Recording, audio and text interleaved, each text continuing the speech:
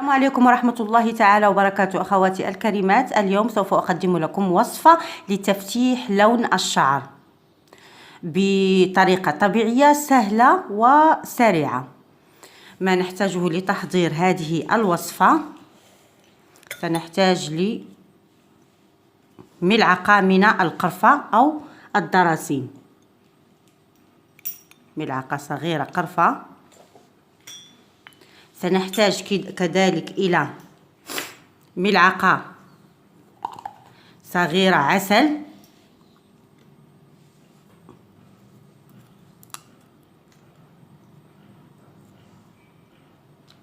وسنحتاج كذلك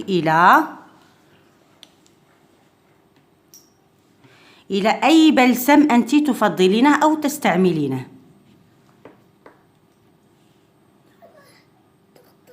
كونديشن، أي بلسم، ملعقة كذلك صغيرة.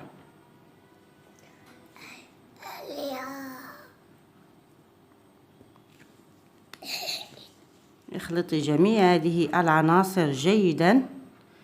سأضيف البلسم، أظن أنني سأضيف البلسم. أما الطريقة عند وضعها على الشعر أبعديها على فروة الرأس، فقط على الشعر. تجنبي فروة الرأس وطبقيها على شعرك واتركيها 20 دقيقة، ولفيها بكيس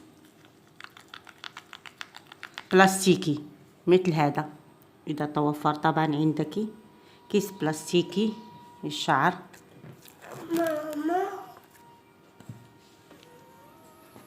ستحصلين على